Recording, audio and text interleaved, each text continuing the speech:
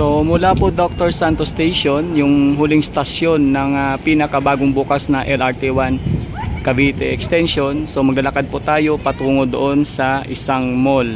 Kasi yun po yung comment sa atin, no? Or komento ng isang taga-subaybay natin sa ating channel. At ngayong araw po yun po yung ating gagawin dito sa aking vlog. So lalakarin natin.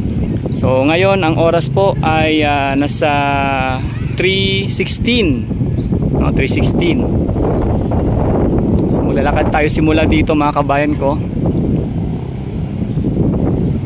Ayan, dito sa may terminal or parking area. Ayan, kung may dala kayong mga sasakyan, ito po yung pinaka terminal or parking area. Ayan.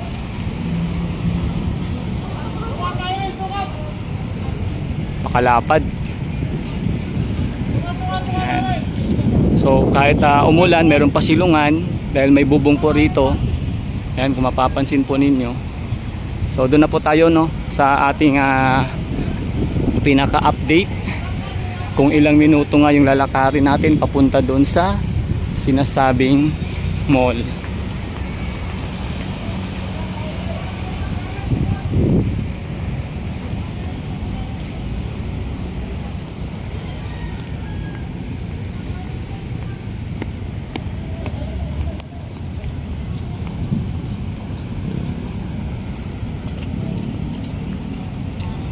So mapapansin nyo po yung side na to mga kabayan ko, no, meron pang tayong nakikita dito na inaayos pa. Ayan, siguro abangan natin dyan kung ano yung ilalagay dyan mga kabayan. So ayan po yung mall, dyan po tayo pupunta.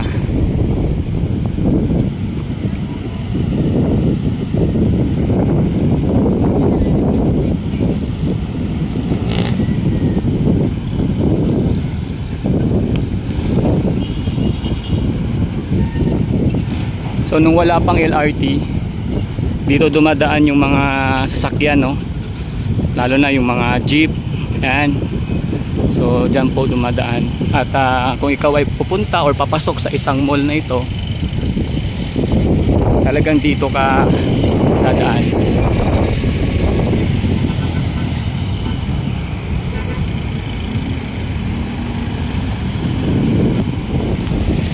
So tayo ay malapit na, no?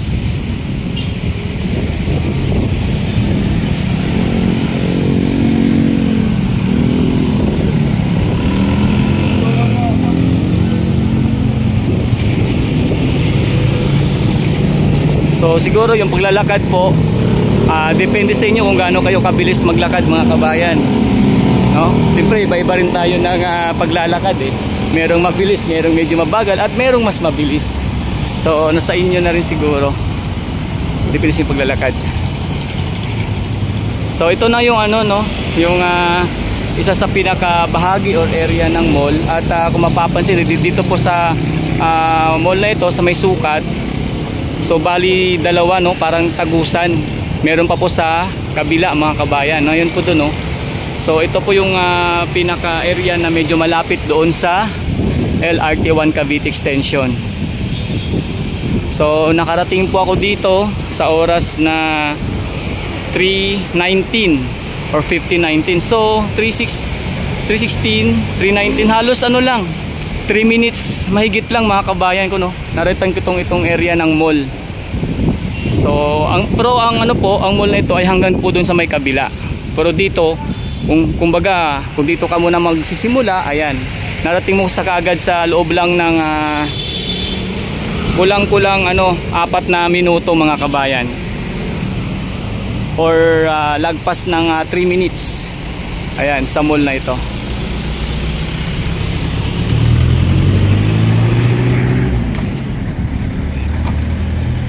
Hindi na po ako pasok ng loob mga kabayan, didiretso na po ako doon kasi ano po ipapakita ko rin po sa inyo kasi dalawa po yung way na to dalawa yung way ng papunta doon sa LRT1 Cavite Extension sa pinaka entrance sa Dr. Santos Station. So gagawin ko po dito ako mag-i-exit Tapos doon tayo sa pinaka isang kumbaga isang pinakadaanan papunta doon sa LRT1 Cavite Extension. Napakabilis lang, no?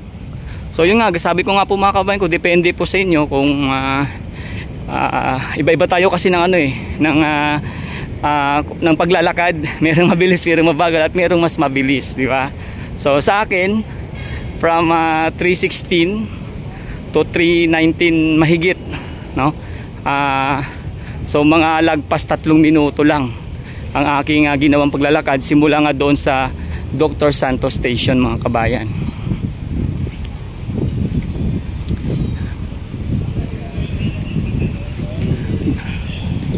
I-exit tayo dito.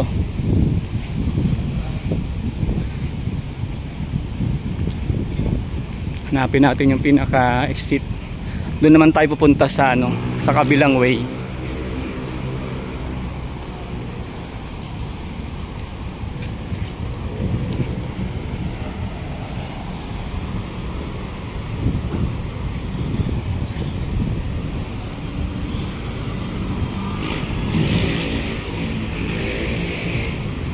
Saan kaya?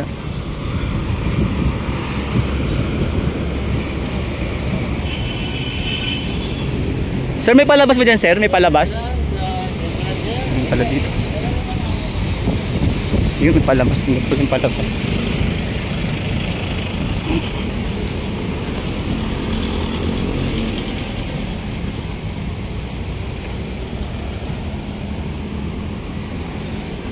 So, ganun lang kabilis mga kabayan, no? Bali, nakita natin yung ating ginawang vlog sa nagtatanong kung ilang minuto nga ba yung papuntang mall magmula sa may LRT1 Cavite Extension. So ganun lang kabilis. At ngayon tayo ay pabalik na. Ayan, dito po tayo. So kung kanina doon tayo dumaan sa may kabila, ngayon naman pag ikaw ay galing doon, halimbawa nagmumotor ka, may sasakyan ka dito, no? Ayan, no, yung mga sasakyan na yan, kung ikaw ay may mga kasamahan na or kamag-anak, kapamilya na ihatid sa LRT1 Cavite Extension sa may Dr. Santos papunta sa Baclaran or Monumento, yan, dito mo sila pwedeng mabilis na kumbaga papuntahin, no, yung sasakyan mo at igarahe dyan. Ayan, dyan sa may terminal.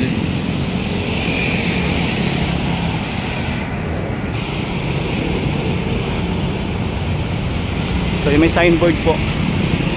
Ayan.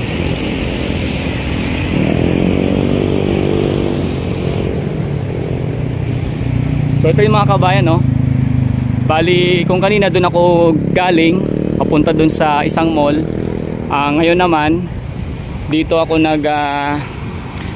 kumbaga pumasok, yan, sa entrance na ito, pabalik naman doon sa mismong Dr. Santos Station.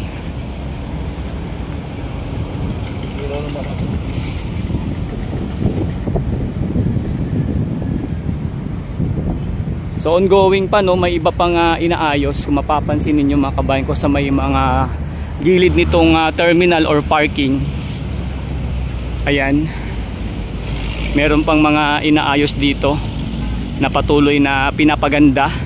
Sabi ko nga doon sa may part na yun, no, meron tayong abangan dyan mga kabayan ko.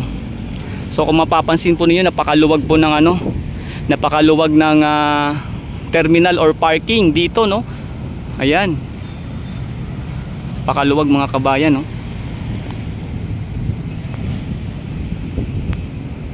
At marami pang tayong abangan dito.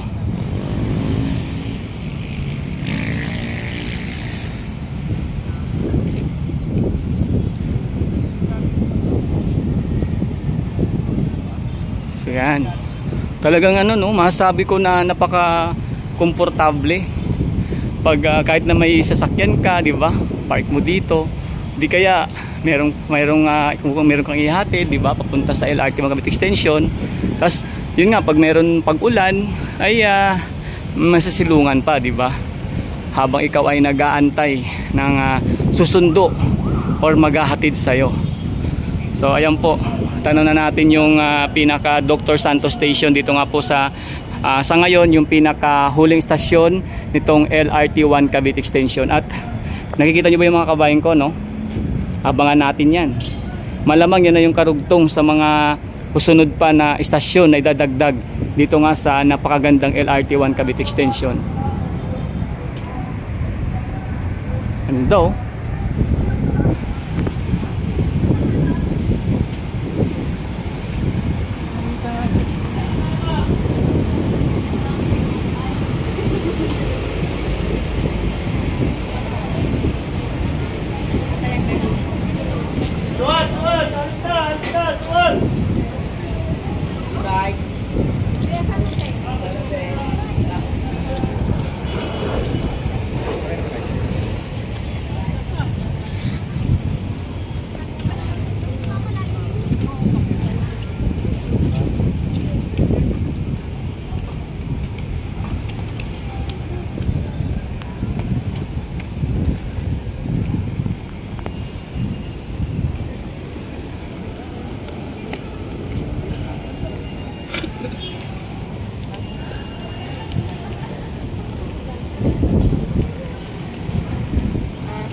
Ayun, so yun na nga po mga kabayan, dito na po tayo sa Dr. Santos Station at tayo po ay pabalik na.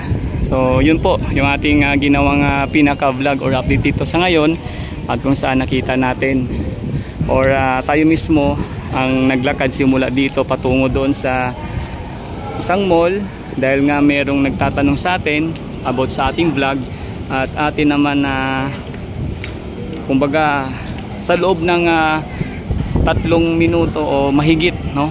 Or kulang-kulang 3 minutes nga sa akin kasi may pinakita, baba tayo nagpunta doon, meron pa tayong pinakita, di ba?